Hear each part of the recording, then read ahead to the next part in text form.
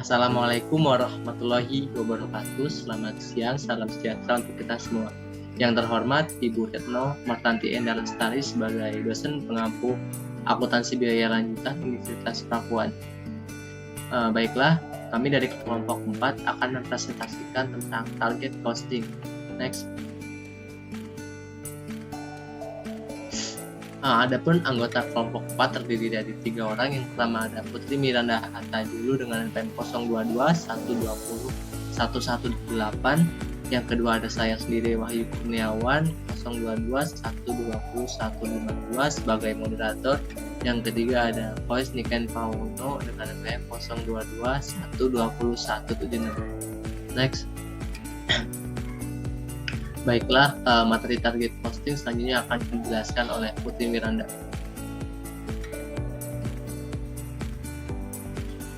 Target posting merupakan penentuan biaya target, di mana metode penetapan biaya produk atau layanan untuk mencerminkan harga yang bersedia dibayar oleh pelanggan dan harga yang dikenakan oleh pesaing. Next.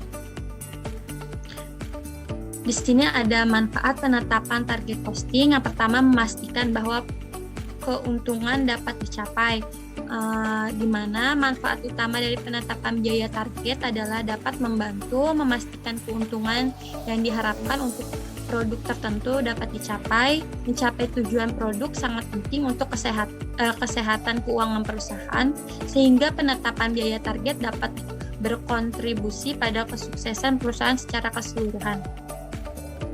Yang kedua ini ada mengurangi biaya produksi, di mana mengurangi biaya produksi ini dapat membantu perusahaan dalam mengurangi biaya produksinya. Dengan memperpendek waktu siklus produksi dan menghapus langkah-langkah siklus yang tidak menciptakan nilai bagi pelanggan. Dengan menggunakan proses target costing, dapat menentukan cara yang paling efisien untuk membuat produk tanpa mengorbankan kualitas produk. Yang terakhir ini ada tetap fokus pada pelanggan, di mana proses penetapan biaya target juga dapat membantu perusahaan untuk tetap berfokus pada pelanggan, karena penetapan biaya target mendasarkan biaya produk pada harga yang diharapkan pelanggan. Ini dapat membantu pelanggan merasa bahwa perusahaan Anda menghargai mereka, yang dapat membuat mereka lebih cenderung untuk tetap terlibat. Penetapan biaya target juga dapat memungkinkan pelanggan untuk membeli produk dengan harga yang terjangkau. Next.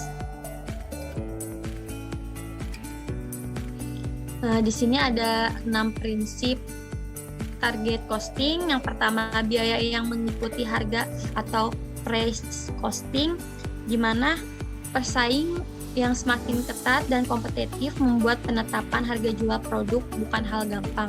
Dalam prinsip ini, sistem target costing menetapkan target biaya dengan mengurangi required profit margin dari harga pasar yang diharapkan. Harga pasar dikendalikan oleh oleh situasi pasar, dan target laba ditentukan persyaratannya keuangan dari suatu perusahaan dan industrinya. Price-led costing mempunyai 2 subprinsip yang penting, yaitu yang pertama ada harga pasar, mendefinisikan rencana produk dan laba. Rencana tersebut harus sering dianalisis agar portofolio produk perusahaan memberikan sumber daya hanya kepada produk yang menghasilkan margin laba yang konsisten dan dapat diandalkan. Yang kedua ini, proses target costing digerakkan oleh kompetitif, intelijen, dan analisis yang aktif. Pemahaman tentang latar belakang harga pasar digunakan untuk melindungi ancaman dan tantangan yang kompetitif. Menurut Supriyanto tahun 2010, bila menggunakan metode target costing, biaya produksi yang seharusnya dipenuhi bisa dilihat dengan menggunakan formula yaitu rumusnya TCI sama dengan PI dikurang MI. TCI itu merupakan target cost, target biaya per unit produknya, PI itu harga jual per unit produknya, MI itu laba per unit produk. Nah, yang kedua ini ada fokus pada konsumen, di mana sistem target costing digerakkan oleh pasar market driven, persyaratan pelanggan atau kualitas, biaya, dan waktu secara simultan mengintegrasikan ke dalam produk, keputusan proses, dan mengarahkan analisis biaya. Target biaya tidak boleh dicapai dengan mengorbankan faktor yang diinginkan pelanggan, menurunkan kinerja atau keadaan suatu produk, atau dengan menunda pengenalan produk di pasar.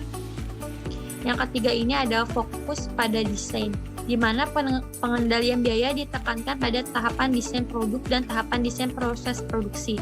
Dengan demikian, setiap perubahan atau rekayasa harus dilaksanakan sebelum proses produksi dengan tujuan menekan biaya yang mengurangi waktu sampai ke pasar atau time to market, terutama bagi produk baru dengan menghilangkan perubahan-perubahan yang mahal dan menghabiskan banyak waktu yang diperlukan di kemudian hari. Sistem target costing ini mempertimbangkan desain produk dan proses sebagai kunci terhadap manajemen biaya. Sebaliknya, metode produksi biaya tradisional memfokuskan pada skala ekonomi, kurva pembelajaran, dan perbaikan hasil dalam mengelola biaya. Next, melibatkan berbagai fungsi atau bidang, di mana kelompok ini bertanggung jawab atas keseluruhan produk yang dimulai dari ide atau konsep produk hingga tahapan produksi penuh. Yang kelima ini ada keterlambatan rantai nilai atau value chain, di mana seluruh anggota yang terlibat dalam rantai nilai dimulai dari pemasok, barang atau jasa, distributor hingga pelanggan dilibatkan dalam proses target costing. Target costing ini mengembangkan usaha reduksi biaya sepanjang rantai nilai dengan mengembangkan hubungan jangka panjang kolaboratif dengan seluruh anggota perusahaan yang diperluas. Target costing ini didasari hubungan jangka panjang yang saling menguntungkan dengan pemasok dan anggota-anggota lain dari rantai nilai seperti distributor. Yang terakhir ini ada melakukan orientasi terhadap siklus hidup produk, di mana siklus hidup produk ini mencakup waktu dari penelitian dan pengembangan awal sebuah produk hingga saat layanan dan dukungan bagi pelanggan tidak lagi ditawarkan untuk produk tersebut. Dalam penganggaran berdasarkan siklus hidup atau life cycle budgeting, para manajer mengestimasi pendapatan dan biaya fungsi bisnis dari rantai nilai yang dapat dibebankan ke setiap produk dari penelitian dan pengembangan awal hingga layanan dan dukungan pelanggan akhir. Selanjutnya, di sini ada kalkulasi biaya target, di mana suatu metode penentuan biaya produk atau jasa berdasarkan harga atau harga targetnya, di mana pelanggan bersedia membayarkannya. Di sini tuh ada rumus target costing, di mana harga jual dikurang margin keuntungan. Selanjutnya akan dibacakan oleh Wesniken Pauli. Oke, saya akan menjelaskan tentang pricing atau penetapan harga, proses bisnis dalam menetapkan nominal harga di dalam produk atau jasa. Prinsip harga ini mengacu pada metode yang digunakan perusahaan untuk menentukan harga produk atau layanan mereka. Hampir semua perusahaan mendasarkan harga produk pada biaya produksi, tenaga kerja, iklan, kemudian menambahkan presentasi tertentu agar mereka bisa memperoleh keuntungan. Harga sendiri merupakan komponen marketing yang bisa menentukan pendapatan suatu perusahaan, sebab penentuan harga yang tepat akan menciptakan demand atau permintaan yang optimal dari pihak konsumen atau permintaan yang optimal dari pihak konsumen dan partner bisnis. Dengan demikian dapat dikatakan bahwa menetapkan harga merupakan salah satu faktor kunci bagi badan usaha untuk meraih keuntungan. Kemudian di sini ada cara menetapkan harga, yaitu yang pertama, menetapkan biaya harga plus.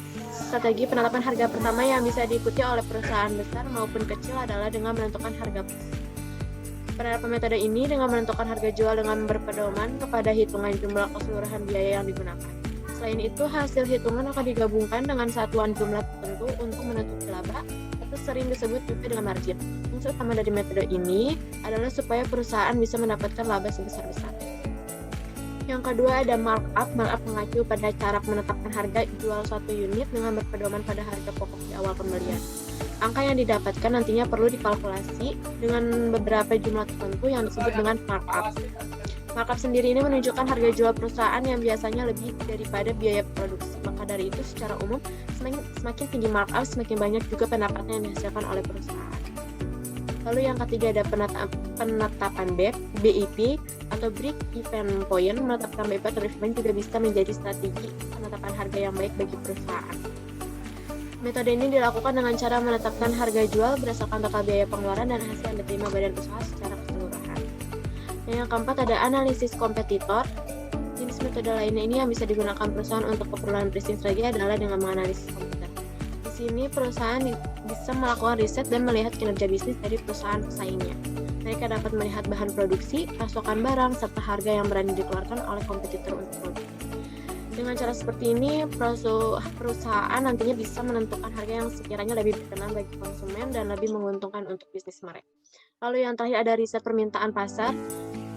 Untuk strategi penetapan harga ini, perusahaan bisa melakukan riset mendalam terkait permintaan di dalam pasar. Tujuan utamanya adalah untuk melihat kebutuhan dan permasalahan yang dihadapi oleh target audiens perusahaan. Umumnya faktor-faktor yang perlu dianalisis adalah merupakan feedback, permintaan harga, serta bentuk kritik dan saran lainnya dari konsumen.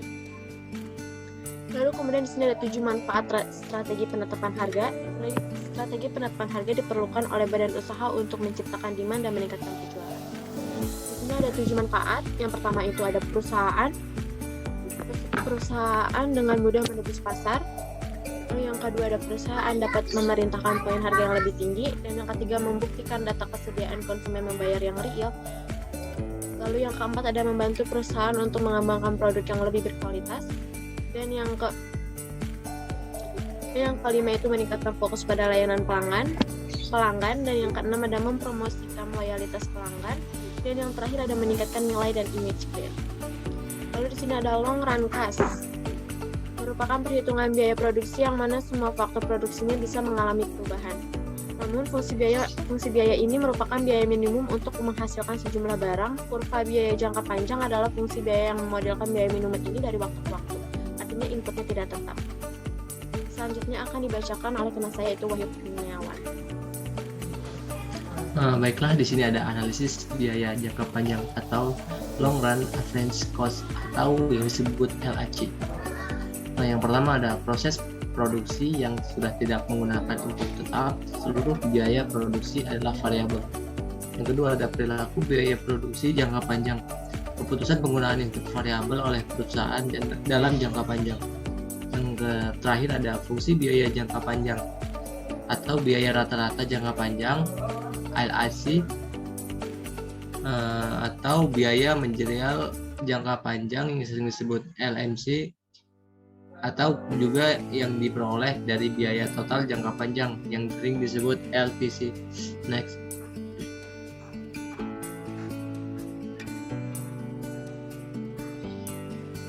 Selanjutnya, baiklah, di sini ada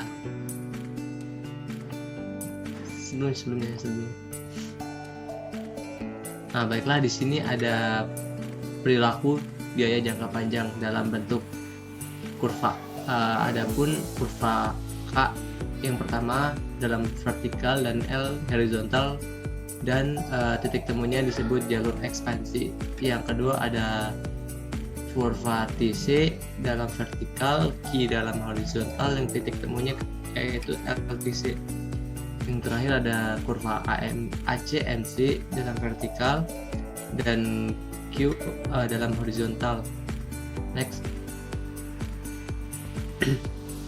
Di sini ada perilaku biaya jangka panjang atau yang sering disebut long run average cost atau LAC, menunjukkan biaya rata-rata terendah dari kombinasi input yang digunakan untuk menghasilkan setiap tingkat output tertentu atau yang sering disebut least cost combination. Baiklah, untuk kurvanya bisa dilihat seperti di gambar. Selanjutnya,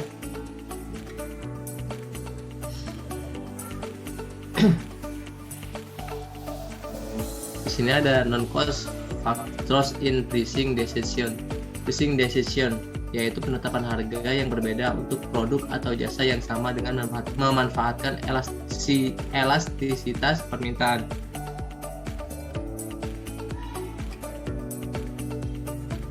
Penetapan harga dianggap sebagai bagian dari strategi pemasaran perusahaan karena mempengaruhi hubungannya dengan pelanggan. Ketika harga adil dan kompetitif, pelanggan kembali meningkatkan probabilitas bisnis. Keputusan penetapan harga bisa sederhana atau kompleks. Yang pertama ada penetapan harga secara sederhana, melibatkan pengisian apa yang dibebankan pesaing untuk barang dan jasa yang serupa. Yang kedua ada penetapan harga yang kompleks, didasarkan pada orisinalitas produk atau layanan dan apa yang bersedia dibayar oleh pelanggan untuk itu. Selanjutnya, baiklah, di sini ada ilustrasi tentang penetapan harga, yaitu saat tiket pesawat pulang pergi dari Boston sampai San Francisco seharga 450 US dollar apabila penumpang menginap di San Francisco sampai dengan Sabtu malam. Harga tiket yaitu sebesar 1000 US dollar apabila penumpang tidak menginap di San Francisco sampai dengan Sabtu malam. Di sini ada latar belakang penumpang yang tidak menginap sampai dengan Sabtu malam adalah businessman yang traveling cost-nya ditanggung perusahaan atau yang sering disebut kurang peduli harga. Yang kedua ada penumpang yang menginap sampai dengan Sabtu malam adalah wisatawan yang traveling cost-nya ditanggung sendiri atau yang sering disebut sangat peduli dengan harga. Selanjutnya, baiklah, mungkin cukup sekian presentasi dari kelompok kami. Kurang lebihnya kami mohon maaf. Terima kasih sudah menonton. Wassalamualaikum warahmatullahi wabarakatuh.